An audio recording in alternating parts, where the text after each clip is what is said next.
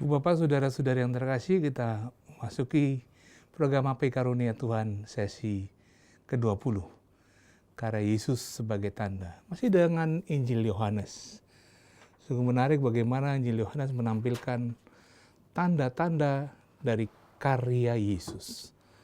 Dan tanda itu mendatangkan kemuliaan Allah. Selamat mendengarkan, selamat merenungkan, dan selamat berdoa.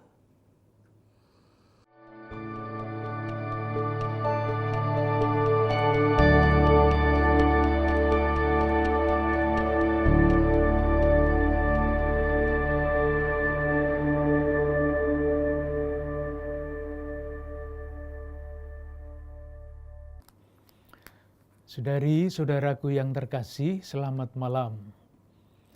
Kita akan melanjutkan percakapan kita mengenai Injil Yohanes. Yang sudah kita bicarakan pada perjumpaan yang lalu adalah pengantar-pengantar. Misalnya, saya mencoba menjelaskan dari mana asal-usul lambang dari masing-masing penginjil. Dari kitab Nabi Yeskiel bab 1 ayat 10 dan dari kitab Wahyu bab 4 ayat 7. Saya juga mencoba menjelaskan salah satu pandangan yang menempatkan keempat Injil itu di dalam dinamika perkembangan iman. Injil Markus adalah Injil untuk katekumen yang harus mengambil keputusan iman. Harus mengambil loncatan iman.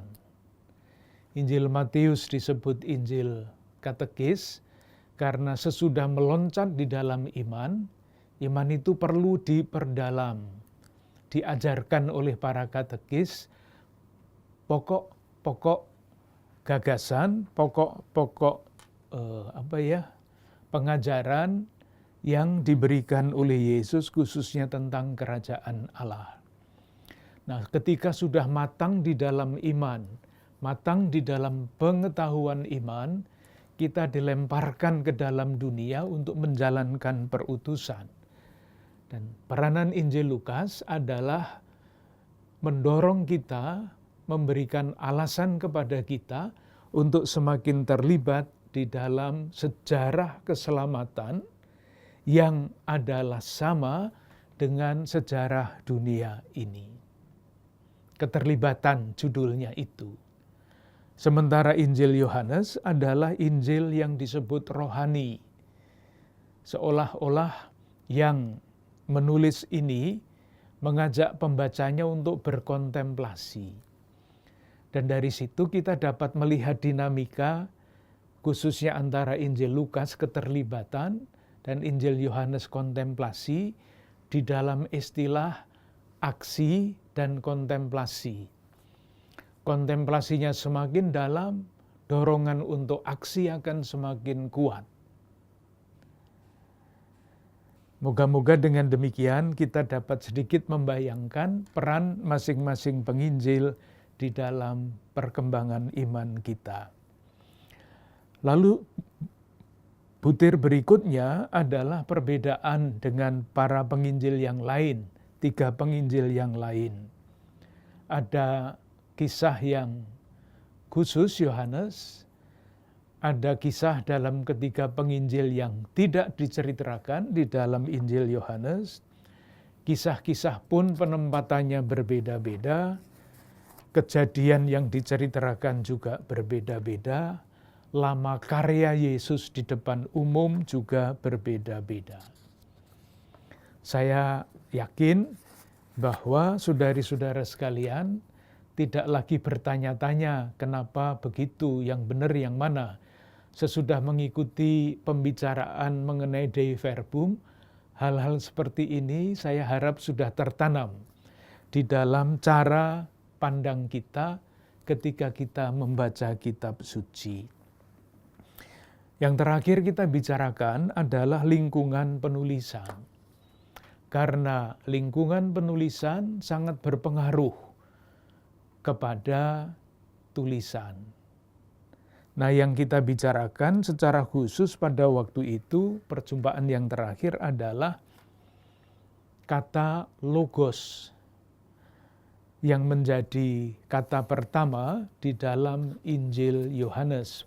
Pada awal mula adalah firman, logos. Logos itu mengatur dunia, dan logos itu di dalam Injil Yohanes adalah Yesus.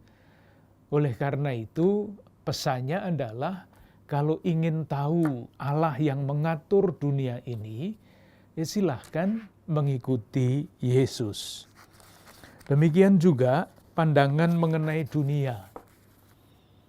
Lingkungan di mana Injil Yohanes ditulis mempunyai pandangan mengenai dunia yang khas. Ada dunia yang sejati, ada dunia bayangan di dunia ini. Oleh karena itu, konsekuensinya adalah yang dilakukan oleh Yesus, kalau kita menamakannya mukjizat, di dalam Injil Yohanes sebutannya adalah tanda. Atau mungkin lebih mudah, meskipun tidak dipakai di dalam Injil Yohanes, jendela. Ketika kita melihat Yesus membuat tanda-tanda, artinya membuat mukjizat, lewat tanda itu kita melihat dunia yang sejati.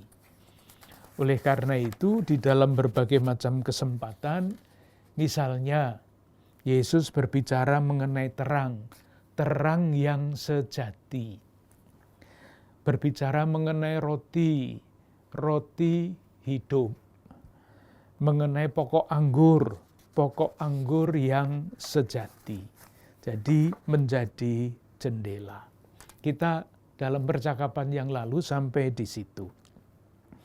Sekarang kita akan melihat, memperdalam yang terakhir ini, mengenai karya-karya Yesus yang disebut dengan istilah tanda.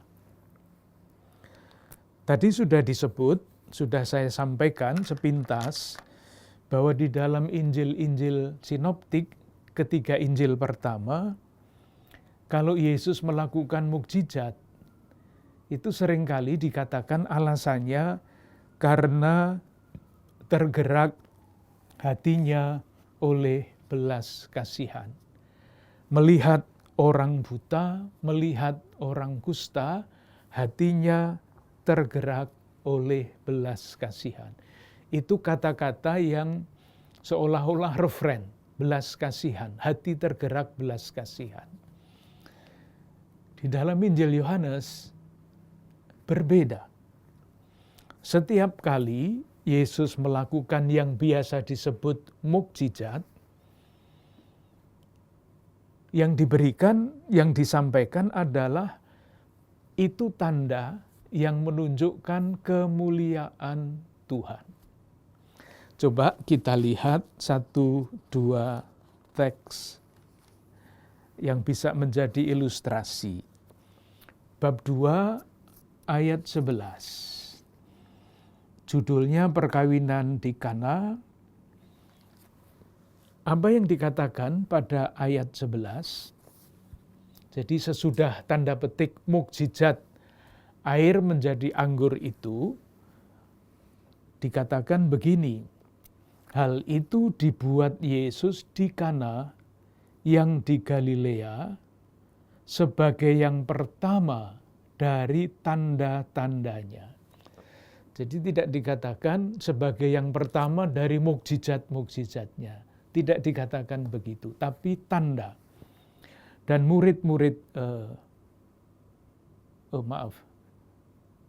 dan dengan itu ia telah menyatakan kemuliaannya. Moga-moga jelas, karya agung adalah tanda kemuliaan. Tadi diingat, di dalam Injil yang lain, mukjizat dilakukan karena hati Yesus tergerak oleh belas kasihan. Bab 9 ayat 3. Orang yang buta sejak lahir, ini nanti juga dibuat melihat. Ayat 3 bab 9, bukan dia dan bukan juga orang tuanya, tetapi karena pekerjaan-pekerjaan Allah harus dinyatakan, bab 11 ayat 4, ayat 40 mungkin baik ini dilihat, bab 11 ayat 4 dikatakan begini, penyakit itu tidak akan membawa kematian, tetapi akan menyatakan kemuliaan Allah, sebab oleh penyakit itu anak Allah akan dimuliakan. Ayat 40 sama, isinya sama. Bukankah sudah kukatakan kepadamu, jikalau engkau percaya, engkau akan melihat kemuliaan Allah. Itu beda antara Injil Sinoptik dan Injil Yohanes. Nah, perbedaan yang lain adalah ketika Yesus membuat tanda petik mukjizat, di dalam Injil Yohanes peristiwa itu disusul dengan penjelasan dengan khotbah-khotbah yang panjang. Mungkin nanti kita akan melihat salah satu yang sudah biasa kita dengar, tapi kita lihat nanti mungkin akan berbeda kalau kita memandangnya, memahaminya dengan latar belakang yang tadi. Saya ambil contoh. Injil Yohanes bab 6. Judulnya ayat 1-15 adalah Yesus memberi makan 5.000 orang. Itu peristiwanya. Di dalam Injil lain misalnya, kalau dilihat di bawah judul Injil Yohanes itu, Injil Matius hanya ayat bab 14, ayat 13-21. 8 ayat. Markus 32-44. 8 tambah 4, 12. Lukas 17 ayat. Di dalam Injil Yohanes, peristiwanya diceritakan pada bab 6 ayat 1-15. Tapi coba silahkan lihat penjelasannya dari ayat 25 sampai 59. Jadi sesudah membuat tanda mukjizat pergandaan roti, ada penjelasan mengenai roti hidup yang sangat panjang. Saya nanti akan mengajak melihat ini lebih teliti supaya jelas maksudnya. Tapi mungkin baik kalau teks yang lain kita lihat sepintas. Bab 9. Orang yang buta sejak lahir. Ini hanya dimiliki oleh Yohanes. Kisahnya 41 ayat. Bab 9 ayat 1-41. Mukjizatnya itu diceritakan pada ayat 1-7. Tetapi di tengah-tengah itu ada pernyataan pada ayat 5.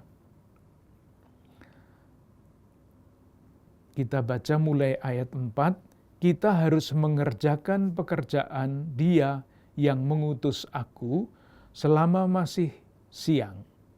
Akan datang malam di mana tidak ada seorang pun yang dapat bekerja. Selama aku di dalam dunia, akulah terang dunia. Melihat ya, jadi ketika Yesus menyembuhkan orang buta sejak lahir, peristiwa itu dijadikan alasan untuk membuat khotbah panjang tentang Yesus terang dunia. Kalau di dalam Injil Sinoptik tidak ada penjelasan seperti ini. Tidak ada. Demikian juga kisah mengenai Lazarus. Bab 11. 44 ayat panjang. Dan di mana intinya ada pada ayat 25. Jadi peristiwa Yesus membangkitkan Lazarus dari mati itu menjadi alasan bagi Yesus untuk mengatakan ayat 25, jawab Yesus, "Akulah kebangkitan dan hidup. Barang siapa percaya kepadaku, ia akan hidup walaupun ia sudah mati." Percayakah engkau akan hal itu? Jadi melihat. Jadi perbedaannya yang satu disebut mukjizat jelas, di dalam Injil Yohanes namanya tanda. Supaya lewat tanda itu kita melihat kemuliaan Allah. Dan nanti kita pasti bertanya kemuliaan Allah itu siapa? Bukan apa, tetapi siapa. Nah, sekarang saya mengajak mungkin agak membosankan sedikit, atau mungkin agak berbelit sedikit, tapi ingin saya tempuh itu. Menunjukkan hal ini dengan satu contoh yang tadi sudah kita sebut adalah pergandaan roti. Jadi sekali lagi, peristiwanya diceritakan pada ayat 1 sampai 15. Peristiwa itu menjadi alasan untuk khotbah panjang. Nah, khotbahnya itu tentang apa dan tujuannya apa? Kita lihat beberapa kata kunci. Saya tunjukkan ayat 26 dan 27. Yesus menjawab mereka, "Aku berkata kepadamu, sesungguhnya kamu mencari aku, bukan karena kamu telah melihat tanda-tanda, melainkan karena kamu telah makan roti itu dan kamu kenyang." Lihat ya bagaimana dirumuskan. Kamu mencari aku, ayat 25, bukan karena melihat tanda yang semestinya membawa kamu kepada Allah, tetapi hanya sampai pengalaman kenyang. Nah, lalu dari kata roti muncul kata kunci yang berikutnya, ayat 27. Bekerjalah untuk makanan yang bekerjalah bukan untuk makanan yang akan dapat binasa, melainkan untuk makanan yang bertahan sampai kepada hidup yang kekal. Jadi muncul kata baru, bekerja. Kita pasti ingat, makananku adalah melakukan pekerjaan Dia. Tetapi itu nanti, ayat 28. Lalu kata mereka, apakah yang harus kami perbuat supaya kami mengerjakan pekerjaan yang dikehendaki oleh Allah? Jadi dari roti meloncat ke bekerja. Ditanya, pekerjaan mana yang harus dilakukan? Dijawab pada ayat 29. Inilah pekerjaan yang dikehendaki Allah, yaitu hendaklah kamu percaya kepada Dia yang telah diutus Allah. Dari roti, bekerja itu artinya percaya. Ayat 30. Maka kata mereka kepadanya, tanda apakah, tanda lagi, yang engkau perbuat supaya kami dapat melihatnya dan percaya kepadamu? Percaya diulang, supaya percaya buat apa? Kemudian muncul kesempatan baru untuk berbicara mengenai roti lagi, tetapi nanti roti yang lain. Ayat 31, nenek moyang kami telah makan mana di padang gurun seperti ada tertulis, mereka diberinya makan roti dari surga. Ini pertanyaannya orang yang diajar oleh Yesus. Lalu kata Yesus kepada mereka, aku berkata kepadamu, Sesungguhnya bukan Musa yang memberikan kamu roti dari surga, melainkan Bapa-Ku yang memberikan kamu roti yang benar dari surga. Memuncak pada ayat 35, kata Yesus kepada mereka, "Akulah roti dari surga." Lalu muncul tema baru, barang siapa datang kepadaku, ia tidak akan lapar lagi. Dan barang siapa percaya kepadaku, ia tidak akan haus lagi. Percaya lagi, lalu kesimpulannya ada pada ayat 40. Sebab inilah kehendak Bapa-Ku, yaitu supaya setiap orang yang melihat Anak dan percaya kepadanya beroleh hidup yang kekal, dan supaya Aku membangkitkannya pada akhir zaman. Jadi ada peristiwa pergandaan roti menjadi alasan untuk berkhotbah melalui kata-kata kunci, roti, bekerja, percaya. Dan kesimpulannya adalah inilah kehendak Bapa-Ku, yaitu supaya setiap orang yang melihat Anak dan yang percaya kepadanya beroleh hidup yang kekal. Itu boleh dikatakan langkah yang pertama. Lalu ada langkah yang kedua. Pernyataan Yesus itu membuat orang yang mendengarnya bersungut-sungut. Ayat 41, maka bersungut-sungutlah orang Yahudi tentang Dia, karena Ia telah mengatakan, "Akulah roti yang telah turun dari surga." Bukankah Dia ini anak Yusuf dan selanjutnya? Nah, bersungut-sungutnya orang yang mendengarkan khotbah Yesus menjadi alasan untuk masuk lebih dalam lagi. Pada ayat 43, jawab Yesus kepada mereka, "Jangan kamu bersungut-sungut. Tidak ada seorang pun yang dapat datang kepadaku," dan selanjutnya. Lalu saya baca ayat 46 bagian kedua, "Hanya Dia yang datang dari Allah, Dialah yang telah melihat Bapa. Aku berkata kepadamu, sesungguhnya barang siapa percaya, ia mempunyai hidup yang kekal." Jadi sesungguhnya aku berkata kepadamu. Nah, pernyataan itu disusul dengan uraian mengenai roti yang hidup, satu tema lain lagi.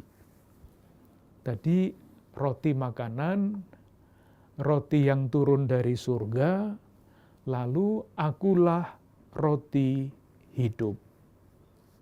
Pernyataan Yesus yang jelas.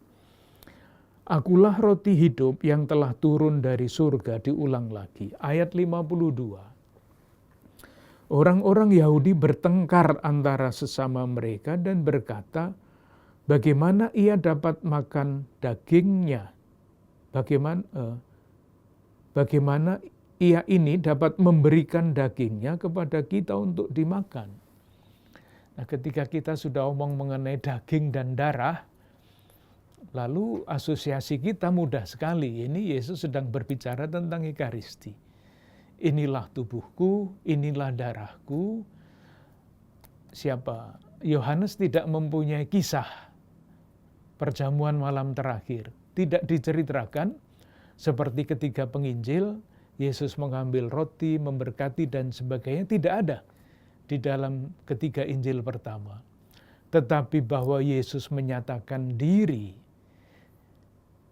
dagingnya dan darahnya yang adalah roti dan darah yang memberi hidup itu ada di sini dengan cara yang berbeda. Kita lihat ayat 53. Maka kata Yesus kepada mereka, "Aku berkata kepadamu, sesungguhnya jikalau kamu tidak makan daging Anak Manusia dan minum darahnya, kamu tidak mempunyai hidup dalam dirimu. Jadi itulah cara Injil Yohanes menggunakan tanda petik mukjizat yang diberi nama tanda sebagai alasan untuk menyampaikan pengajaran-pengajaran yang lebih mendalam. Dan pada ayat 52 sampai dengan ayat 59 dari bab 6 Injil Yohanes, itulah tempat Yesus menyatakan bahwa ia wafat memberikan dagingnya, memberikan darahnya untuk kehidupan kekal. Tidak bercerita mengenai institusi Ekaristi, tetapi pasti di balik ini ada jemaat yang merayakan Ekaristi. Moga-moga dengan demikian sedikit jelas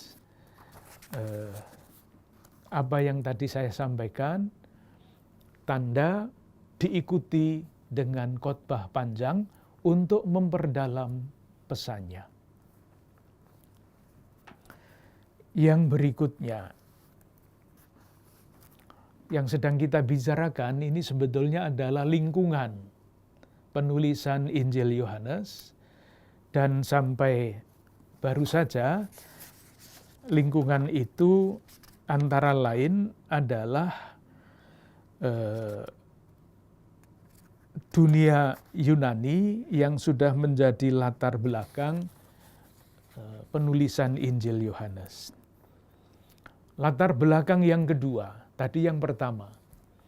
Latar belakang yang kedua adalah pertentangan murid-murid Yesus dengan orang-orang Yahudi. Ingat, ketika kita bicara sebentar mengenai sejarah, sesudah Yerusalem hancur, agama Yahudi berpusat di suatu kota yang namanya Yamnia, dan di situ berkembanglah Yudaisme berdasarkan sabda. Kalau di Yerusalem itu pusat kehidupan adalah ibadah. Di Yamnia pusat ibadah adalah kitab suci. Nah, silahkan lihat Injil Yohanes bab 9 ayat 41 yang tadi sudah kita lihat. Mencerminkan di balik ini ada pertentangan antara murid-murid Yesus dengan agama Yahudi. Kita andaikan kita mengenal kisah orang buta sejak lahir disembuhkan. Orang tua anak itu ditanya, ayat 19. Inikah anakmu yang kamu katakan bahwa ia lahir buta? Jawab orang tua itu, yang kami tahu ialah bahwa dia ini anak kami dan bahwa ia lahir buta. Tetapi bagaimana ia sekarang dapat melihat, kami tidak tahu. Dan siapa yang memelekkan matanya, kami tidak tahu juga. Tanyakanlah kepadanya sendiri, ia sudah dewasa. Ia dapat berkata-kata untuk dirinya sendiri. Lalu komentarnya pada ayat 22 berbunyi begini. Orang tuanya berkata demikian. Orang tuanya itu kan menghindarkan dari masalah ya, tidak menjawab pertanyaan. Orang tuanya berkata demikian karena mereka takut kepada orang-orang Yahudi. Sebab orang-orang Yahudi itu telah sepakat bahwa setiap orang yang mengikuti dia sebagai Mesias akan dikucilkan. Itulah sebabnya, maka orang tuanya berkata, ia telah dewasa, tanyakanlah kepadanya sendiri. Teks ini menjelaskan kenapa orang tua dari orang yang buta sejak lahir itu tidak berani menjawab, takut kalau dikucilkan. Satu. Contoh lain lagi bab 12 ayat 42.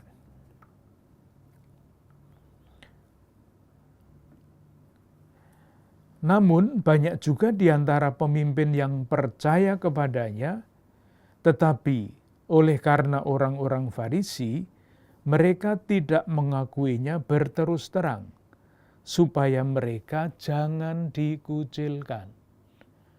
Ini, jadi di balik tulisan Yohanes, sudah ada kebiasaan semacam ini. Orang yang percaya, orang Yahudi yang percaya kepada Yesus dikucilkan. Bab 16 ayat 2.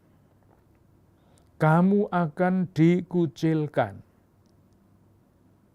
bahkan akan datang saatnya dan selanjutnya. Itu latar belakang yang kedua penulisan Injil Yohanes.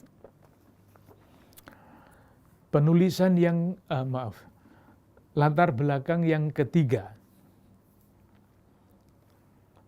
Pada waktu Injil Yohanes ditulis, banyak muncul bid'ah-bid'ah. Silahkan membayangkan, Yesus wafat sekitar tahun 30, Injil Yohanes ditulis sekitar tahun 100. Jangka waktu 70 tahun, cukup untuk munculnya berbagai macam penafsiran mengenai peristiwa Yesus. Hal yang sama sekarang masih terjadi, bukan? Misalnya Konsili Vatikan II. Gereja pada dasarnya, Gereja Katolik menerima Konsili Vatikan II. Tetapi tetap ada yang tidak mau menerima Konsili Vatikan II. Ini zaman sekarang. Zaman dulu sama. Ceritanya sama. Nah, bid'ah apa itu? Supaya nanti sekali lagi kalau kita membaca Injil Yohanes paham. Yang pertama, bid'ah yang pertama adalah kelompok yang begitu boleh dikatakan ngefans ya, menempatkan Yohanes Pembaptis itu di atas segala-galanya. Jadi begitu kagum kepada Yohanes Pembaptis sehingga tidak mau atau tidak mungkin menerima Yesus. Dari mana itu disimpulkan? Bab 19 dari Kisah Para Rasul ayat 1 sampai 7. Paulus di Efesus. Ketika ditanya pada ayat 2, katanya kepada mereka, katanya itu Paulus, sudahkah kamu menerima Roh Kudus ketika kamu menjadi percaya? Akan tetapi mereka menjawab dia belum. Bahkan kami belum pernah mendengar bahwa ada Roh Kudus. Lalu kata Paulus kepada mereka, kalau begitu, dengan baptisan manakah kamu telah dibaptis? Jawab mereka, dengan baptisan Yohanes. Nah ini, jadi ada kelompok tertentu di dalam lingkungan umat yang hanya kenal Yohanes Pembaptis. Tidak lebih daripada itu. Karena pernah kita bicarakan di dalam percakapan sebelum ini, hubungan antara Yesus dan Yohanes Pembaptis itu memang menimbulkan masalah, bukan? Kita ingat beberapa waktu yang lalu. Itulah sebabnya secara singkat kisah mengenai Yesus dibaptis itu berbeda-beda. Markus, Matius, Lukas berbeda. Dan Yohanes tidak menceritakan baptisan Yohanes. Ada soal itu. Itu yang pertama. Bid'ah yang pertama, kelompok Yohanes Pembaptis. Bid'ah yang berikutnya yang susah untuk dipahami, kita coba memahami secara sederhana, adalah bid'ah yang disebut gnostik. Namanya bid'ah, jadi caranya berpikir pasti tidak biasa. Apa pikiran mereka? Umum pada zaman itu memisahkan secara sangat jelas antara yang rohani dan yang jasmani. Yang rohani itu sejati, yang jasmani itu tidak baik atau bahkan jahat. Cara berpikir dualistis seperti itu. Perbedaannya sangat tajam. Nah, konsekuensinya apa? Konsekuensinya, Allah itu tidak mungkin menciptakan dunia. Karena dunia itu jahat, sementara Allah itu baik. Tidak mungkin dua-duanya itu ada hubungannya.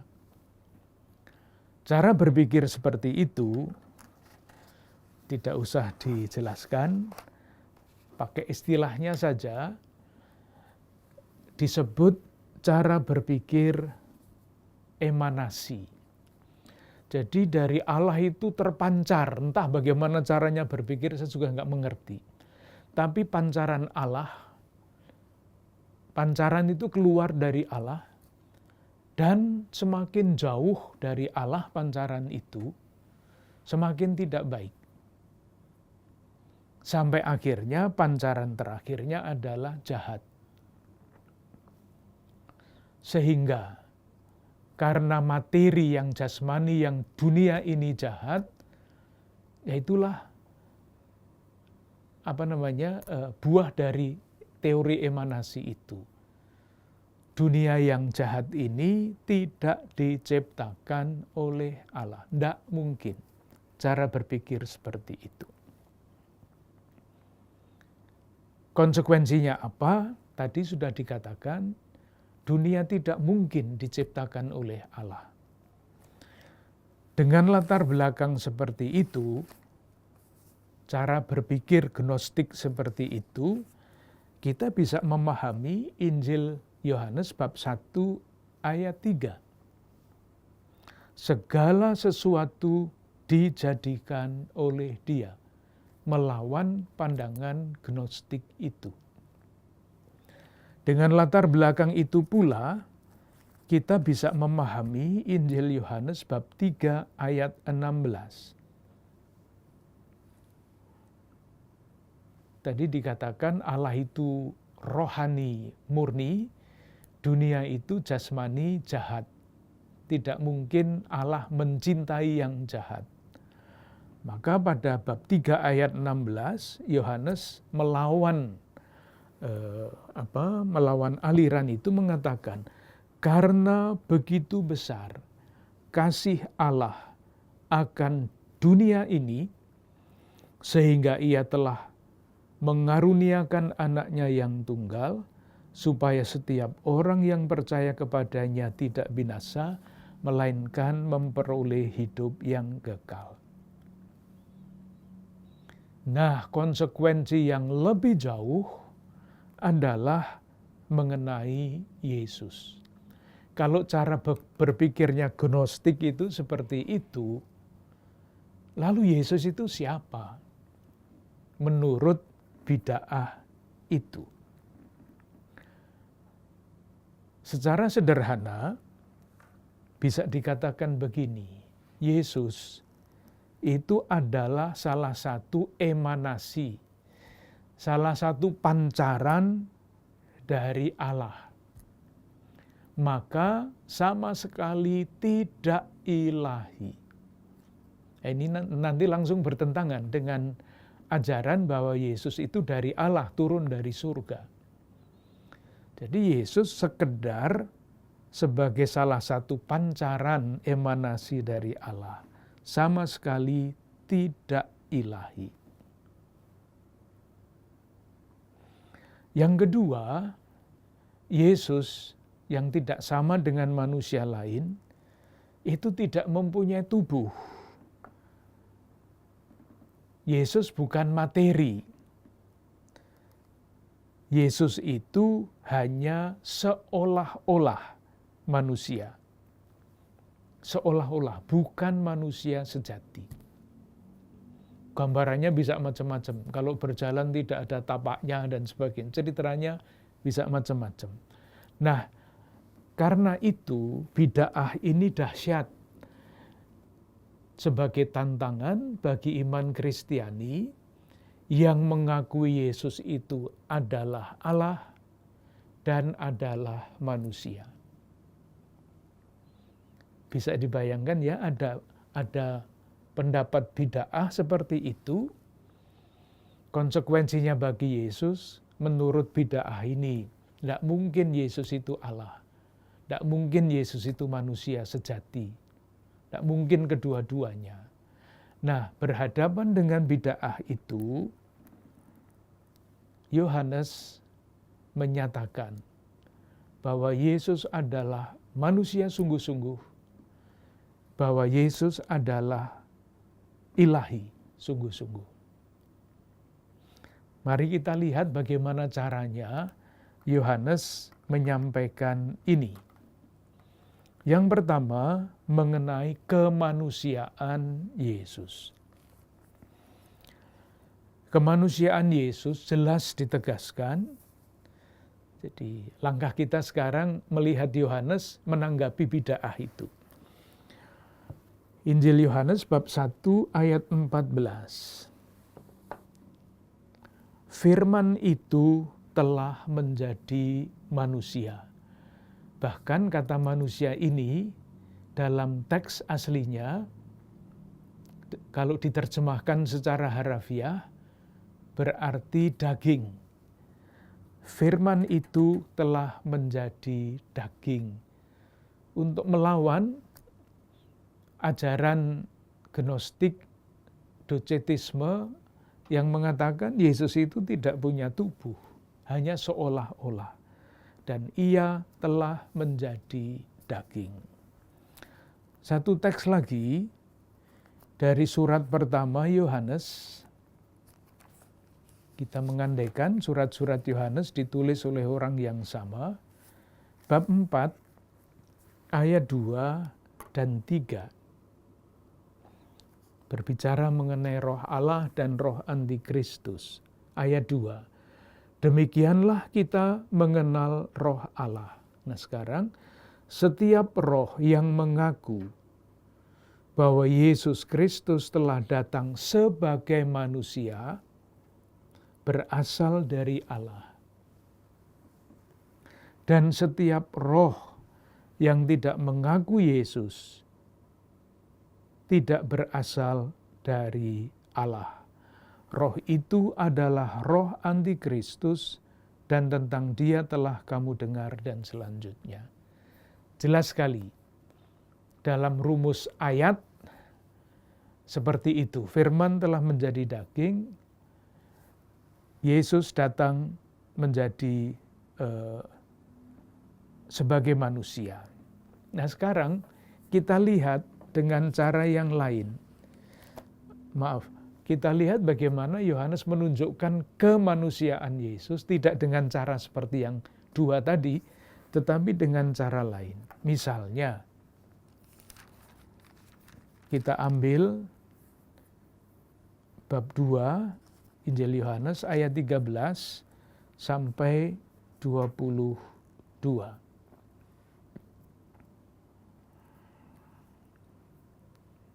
Itu peristiwa di Bait Allah ketika Yesus mengobrak-abrik para pedagang di Bait Allah.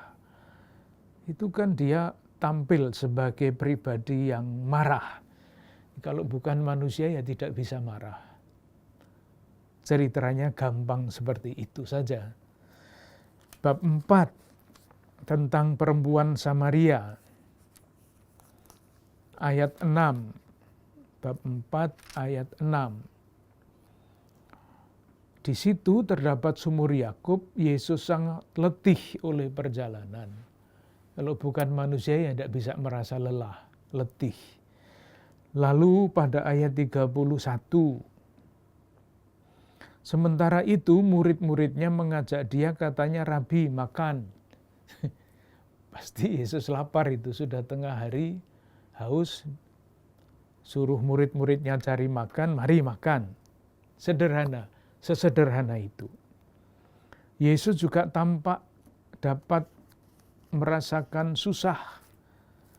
Bab 11 ayat 33 mengenai Lazarus yang terkenal itu. Ketika Yesus melihat Maria menangis dan juga orang-orang Yahudi yang datang sama-sama dia, maka masgulah. Masgul itu artinya susah. Ayat 35, maka menangislah Yesus. Menangis. Jadi Yesus yang menangis, Yesus yang lapar, Yesus yang marah, itu pasti bukan bayang-bayang. Tetapi pastilah dia manusia. Melawan bid'ah. Yang lebih sulit adalah bagaimana Yohanes mencoba dengan berbagai macam cara menampilkan bahwa Yesus itu sudah ada sebelum datang di dunia ini. Yang disebut dengan istilah pra-eksistensi Yesus. Eksistensi Yesus itu ketika dia lahir, tampil di depan umum. Hanya Yohanes yang berbicara mengenai pra-eksistensi Yesus. Di mana dia berbicara mengenai itu? Jadi sekarang kita lihat bagaimana Yohanes mau menegaskan keilahian Yesus. Bab 8 ayat 56. Bab 8 ayat 56. Itu judulnya saja sudah jelas. Yesus sudah ada sebelum Abraham. Ayat 56 berbunyi begini. Abraham, bapamu bersukacita bahwa ia akan melihat hariku. Dan ia telah melihatnya dan ia bersukacita. Maka kata orang-orang Yahudi itu katanya, umurmu belum sampai 50 tahun dan engkau telah melihat Abraham. Kata Yesus kepada mereka, aku berkata kepadamu, sesungguhnya sebelum Abraham jadi, aku ada. Ini yang namanya pra-eksistensi. Sebelum datang ke dunia, ia ada. Bab 6 ayat 33 mengenai roti tadi. Ayat 33 ia mengulang, karena roti yang dari Allah ialah roti yang turun dari surga.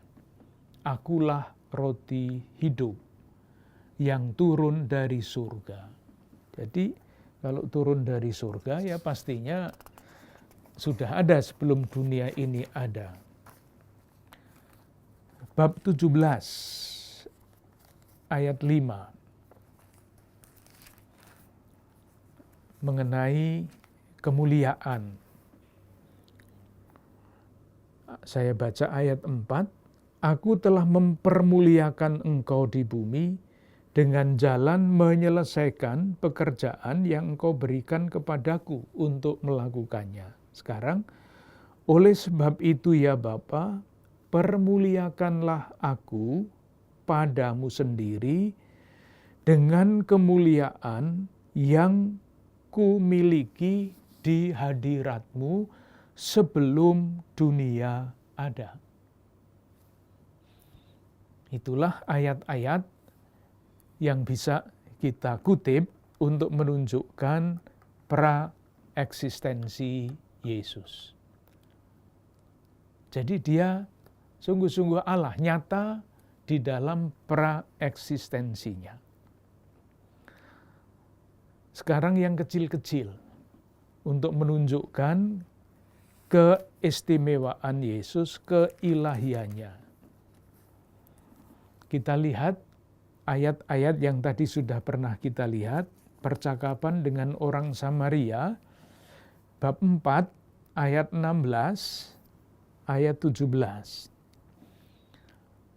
Ditampilkan Yesus yang bisa tahu latar belakang orang Samaria itu, wanita Samaria itu, meskipun tidak ada yang memberitahu.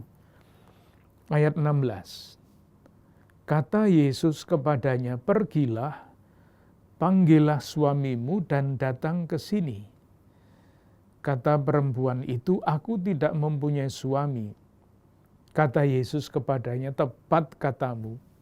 Jadi bisa tahu sebelum yang bersangkutan menceritakan. Bab 5 ayat 6. Penyembuhan pada hari Sabat di kolam Betsaida. Yesus sudah tahu bahwa orang yang disembuhkan itu sakitnya lama. Di situ ada seorang yang sudah 38 tahun lamanya sakit. Tahu?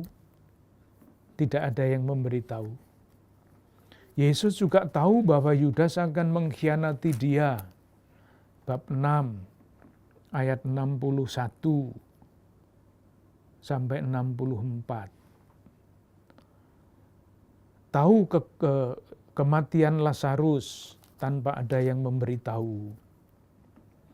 Nah, salah satu yang biasa yang jarang kita perhatikan adalah rumus yang menunjukkan bahwa dengan mengatakan itu sebetulnya dinyatakan bahwa Yesus itu adalah Allah. Bahwa Yesus itu ilahi. Rumus itu latar belakangnya ada di Perjanjian Lama. Jadi kalau membaca rumus dalam Injil Yohanes tanpa latar belakang Perjanjian Lama, tidak mengerti. Tetapi kalau diperhatikan Perjanjian Lama, lalu bisa dipahami. Saya tunjukkan yang Perjanjian Lama itu yang mana. Di dalam Perjanjian Lama, kitab Keluaran, bab 3 ayat 14. Kita kenal ceritanya, yaitu ketika Musa diutus untuk membawa umat Allah keluar dari tanah Mesir. Pada ayat 13 dikatakan begini, "Lalu Musa berkata kepada Allah, 'Tetapi apabila aku mendapatkan orang Israel dan berkata kepada mereka, Allah nenek moyangmu telah mengutus aku kepadamu, dan mereka bertanya, bagaimana tentang namanya? Apakah yang harus kujawab kepada mereka?' Firman Allah kepada Musa, 'Aku adalah Aku.'" Allah itu tidak boleh diucapkan namanya, terlalu suci. Maka jawabannya adalah, "Aku adalah Aku." Lagi firman-Nya, "Beginilah kau katakan kepada orang Israel itu, Akulah aku telah mengutus aku kepadamu." Nah, di dalam Injil Yohanes, teks rumus seperti itu dengan perubahan sedikit, rumusannya terdapat beberapa kali di dalam Injil Yohanes. Kita lihat 1-2 teks. Injil Yohanes bab 8 ayat 24. Judul dari perikope ini ayat 21 sampai 29 adalah Yesus bukan dari dunia ini. Jadi jelas tafsiran dari judul ini. Yesus bukan dari dunia ini. Ia adalah ilahi, datang dari atas. Bab 8 ayat 24. "Karena itu tadi aku berkata kepadamu bahwa kamu akan mati di dalam dosamu. Sebab jikalau kamu tidak percaya bahwa akulah Dia," ya, ini rumus ini, akulah Dia, itu mirip-mirip dengan yang tadi kita baca di dalam kitab Keluaran bab 3 ayat 14. Aku adalah Aku. Tidak menyebut nama. Terlalu suci untuk disebut namanya. Ayat 28 bab yang sama. "Maka kata Yesus, apabila kamu telah meninggikan anak manusia, barulah kamu tahu bahwa akulah dia. Kembali lagi, ayat 58 dari bab yang sama, dengan rumus yang berbeda. Kata Yesus kepada mereka, aku berkata kepadamu, sesungguhnya sebelum Abraham jadi, akulah dia, aku ada. Bab 13 ayat 19. Bab 13 ayat 19. Sama. Aku mengatakannya kepadamu sekarang juga sebelum hal itu terjadi. Supaya jika hal itu terjadi, kamu percaya bahwa akulah dia. Ini tidak pernah ada di dalam Injil-Injil yang lain rumus seperti ini.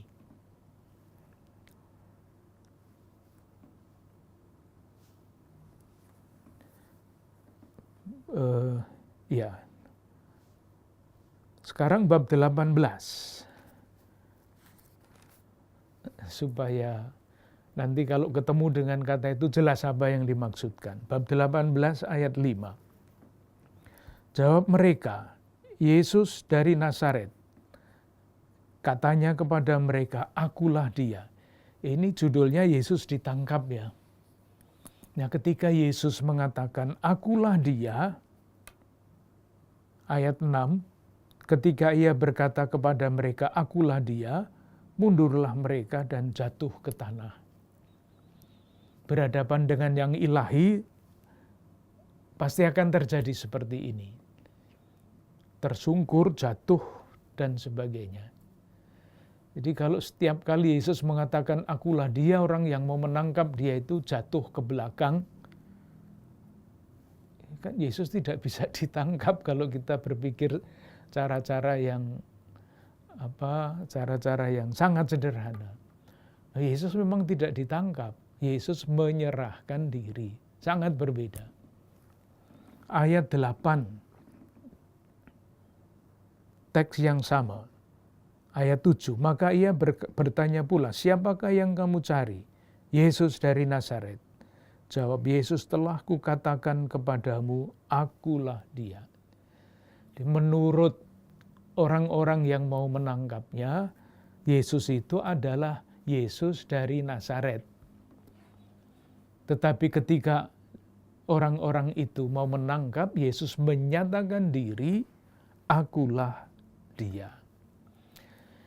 Jadi bagaimana? Moga-moga jelas maksudnya. Kita melihat latar belakang Injil Yohanes. Salah satunya adalah munculnya berbagai macam bid'ah. Dan rupanya bid'ah yang paling besar adalah tidak mengakui Yesus sebagai Allah sekaligus sebagai manusia. Maka Yohanes melawan bid'ah itu. Menyatakan bahwa Yesus adalah, bahwa firman telah menjadi daging.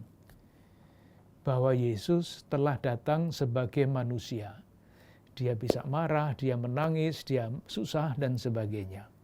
Tetapi dia juga ilahi, praeksistensi. Itu yang paling penting. Dan rumus, akulah dia.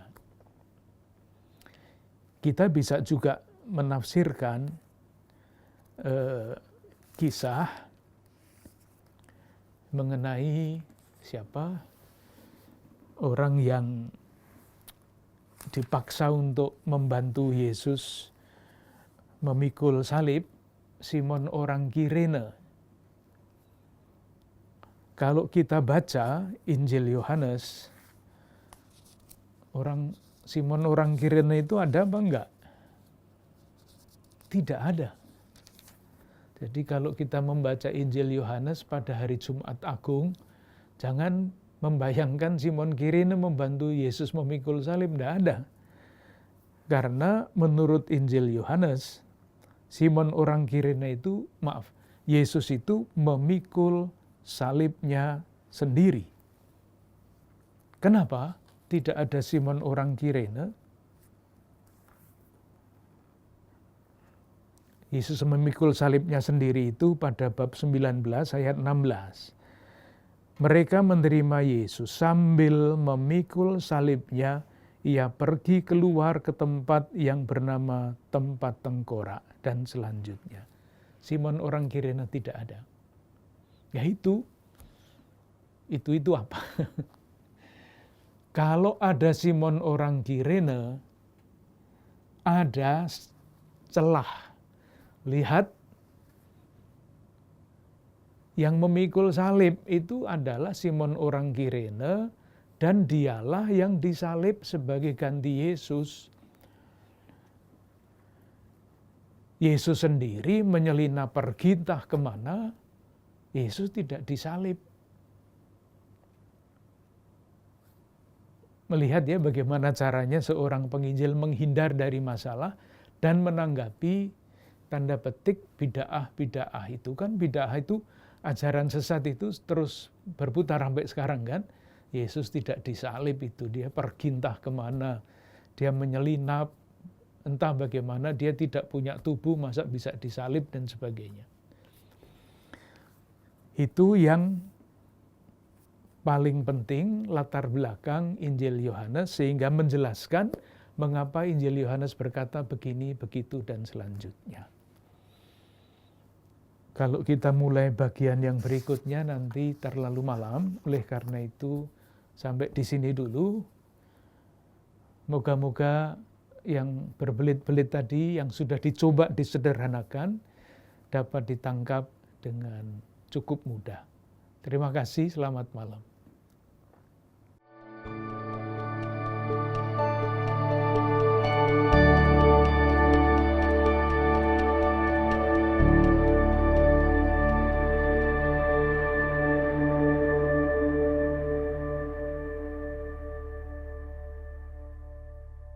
Ibu Bapak, saudara-saudari yang terkasih, kita sudah mendengarkan bagaimana Injil Yohanes menampilkan tanda-tanda yang dilakukan Yesus dalam karyanya. Dan tanda-tanda yang dilakukan Yesus menampilkan kemuliaan Allah yang dahsyat dan luar biasa. Kita masih akan berjumpa pada sesi minggu depan, Senin. Selamat istirahat. Selamat malam, Tuhan memberkati.